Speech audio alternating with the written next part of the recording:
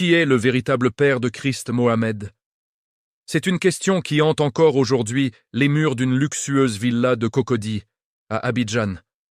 Pour comprendre ce mystère, il faut remonter le temps, à l'époque où le prestige de la famille Diarra reposait sur une seule personne, Fatima. Fatima et Yves. Leur mariage était une promesse, célébrée sous les chants joyeux des femmes du village. Elle, comptable rigoureuse, voyait la vie avec la clarté d'une équation mathématique. Pour elle, la fidélité était la seule variable qui ne devait jamais changer. Lui, Yves, directeur général adjoint d'une grande banque, portait ses costumes comme une armure. Il était l'image même de la réussite et de la virilité. Le couple parfait, pensait-on. Mais derrière les portes closes de leur somptueuse maison, une fissure grandissait jour après jour. 5 années de mariage, 60 mois d'attente, 60 mois d'espoir déçu. Le ventre de Fatima restait désespérément vide, et cette absence d'enfant devenait une arme contre elle. Imaginez les fêtes de famille, la tabaski, les mariages, chaque occasion était un tribunal. Les remarques fusaient, à peine voilées, cruelles. « Fatima, ma fille, un arbre qui ne donne pas de fruits, on finit par le couper pour en faire du bois de chauffe. » Elle encaissait les coups, le cœur lourd, cherchant du soutien dans le regard de son mari. Mais le regard d'Yves était devenu distant, froid. La main qu'elle cherchait était devenue de glace. Un soir, à bout de force, elle lui murmura « Allons voir un spécialiste, Yves. Faisons-le ensemble. » La réponse fut cinglante, pleine d'un orgueil blessé. « Le problème ne vient pas de moi, Fatima. Regarde ma lignée. Regarde ma force. Ne m'insulte plus jamais avec tes doutes. » C'était une porte qui se fermait. Un mur infranchissable venait de se dresser entre eux. Poussée par le désespoir, Fatima prit une décision qui allait tout changer. Un matin, seule, elle franchit les portes d'une clinique privée. Elle devait savoir, elle devait comprendre. Le médecin la reçut, les examens furent faits. Puis le verdict tomba, simple et brutal. « Madame Diarra, vous n'avez aucun problème. Vous êtes parfaitement fertile. » Un soulagement immense l'envahit comme une vague chaude. Mais juste après, une terreur glaciale s'empara d'elle. Si le problème ne venait pas d'elle, alors l'armure d'Yves, son mari si fier, cachait une faille. Une faille si profonde qu'il avait préféré la sacrifier, elle, plutôt que de l'affronter. À partir de ce jour, la dynamique du couple changea radicalement. L'indifférence d'Yves se mua en mépris ouvert. Il ne rentrait plus à la maison, ou alors au milieu de la nuit, à 2 heures, 4 heures du matin. Puis, il commença à disparaître des week-ends entiers, sans un mot, sans un appel. Dans leur grande chambre à coucher, un désert s'était installé. Un silence assourdissant. Une année entière passa sans qu'il ne la touche, sans même qu'il ne l'effleure. Dans leur tradition, cette situation était claire. 6 mois d'abstinence forcée de la part du mari équivalaient à un divorce de fait. Yves n'avait plus besoin de parler. Il utilisait le silence et l'absence comme une arme, une pression constante pour la pousser dehors, pour l'expulser de sa propre maison et de sa vie. Il la condamnait à l'exil social. La confrontation finale arriva un soir de pluie torrentielle. La pluie battait contre les fenêtres comme pour annoncer le drame. Yves entra dans le salon, posa ses clés sur la table en marbre. Son visage était vide, sans émotion. Il prononça les mots que Fatima redoutait depuis des mois. « Prépare tes bagages, Fatima. Je ne t'aime plus. Le conseil de famille est déjà informé. Je vais prendre une autre épouse.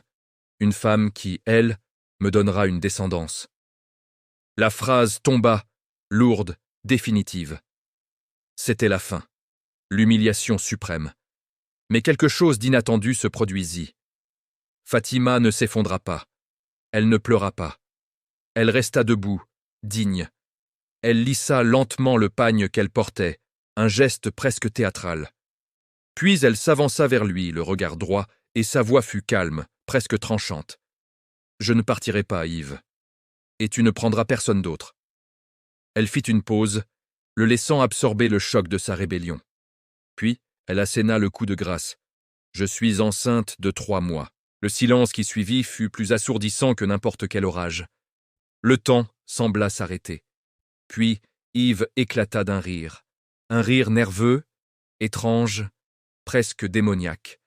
Un rire qui ne venait pas de la joie, mais de l'incrédulité et de la fureur. « De qui te moques-tu? Comment oses-tu? Ce n'est pas mon enfant, ça ne peut pas être mon enfant. » Et c'est là, dans ce moment de tension extrême, que le masque tomba. Yves laissa échapper le secret qu'il avait gardé toute sa vie d'adulte. « Je suis stérile, Fatima. Je le sais depuis que j'ai 20 ans. La vérité, enfin, nue, laide, brutale. La raison de 5 ans de souffrance, de mensonges, d'humiliation. On aurait pu penser que Fatima allait être anéantie. Mais au contraire. Son regard devint encore plus froid, plus calculateur. C'était la comptable en elle qui reprenait le dessus. Elle analysait la situation, les variables, les risques, et elle joua sa dernière carte. « Tu es le père, Yves, » dit-elle, sa voix ne tremblant pas. « Tu es le père de cet enfant. Parce que si tu oses nier cette paternité devant tes parents, devant le conseil de famille, tu devras leur expliquer quelque chose. Tu devras leur dire pourquoi tu as menti pendant 5 ans. Tu devras leur avouer que le grand directeur général adjoint, le fier descendant des Diarra, est incomplet. Veux-tu vraiment que tout le village, que tout ton monde, sache la vérité ?» Le coup porta. Yves vacilla. Il était piégé. D'un côté, sa vérité cachée, sa honte secrète. De l'autre, son honneur, son statut, son prestige. L'image qu'il avait construite toute sa vie. Face à ce choix impossible, il choisit l'honneur. Il choisit le mensonge. Les mois qui suivirent furent une pièce de théâtre macabre. En public, c'était la réconciliation. Les familles jubilaient, les tantes qui l'avaient tant critiqué chantaient maintenant les louanges de Fatima, la patiente, celle qui avait su attendre. Yves jouait son rôle à la perfection, la main sur le ventre de sa femme, le sourire aux lèvres. Mais en privé, il observait ce ventre s'arrondir comme on observe une bombe à retardement. Chaque mouvement du bébé sous la peau de Fatima était un rappel de sa défaite, de son secret emmuré. Le jour de l'accouchement arriva. Quand le premier cri du bébé déchira le silence de la maternité, Yves s'effondra en larmes. Mais personne ne sut vraiment pourquoi il pleurait. Était-ce la joie de voir ce mensonge prendre vie? Était-ce la défaite d'un homme à jamais prisonnier? Ou était-ce le soulagement de savoir que son secret était désormais enterré sous une nouvelle identité, celle d'un père? Le baptême fut l'apothéose de cette mise en scène. Un événement grandiose, comme le quartier n'en avait jamais vu. 7 béliers furent sacrifiés pour célébrer la naissance de l'héritier Diarra. Devant la foule admirative, les notables, les amis, la famille, Yves prit le nouveau-né dans ses bras. Il le leva très haut vers le ciel, comme un trophée, et d'une voix forte, chargée d'une émotion que chacun interpréta à sa manière, il prononça son nom. Il s'appellera Christ Mohamed Diarra. Un nom incroyable. Un pont entre 2 religions, 2 mondes. Un nom comme pour sceller un pacte, pour sanctifier un silence éternel. Aujourd'hui, des années plus tard, Yves est un mari modèle. Il couvre Fatima de cadeaux et de bijoux.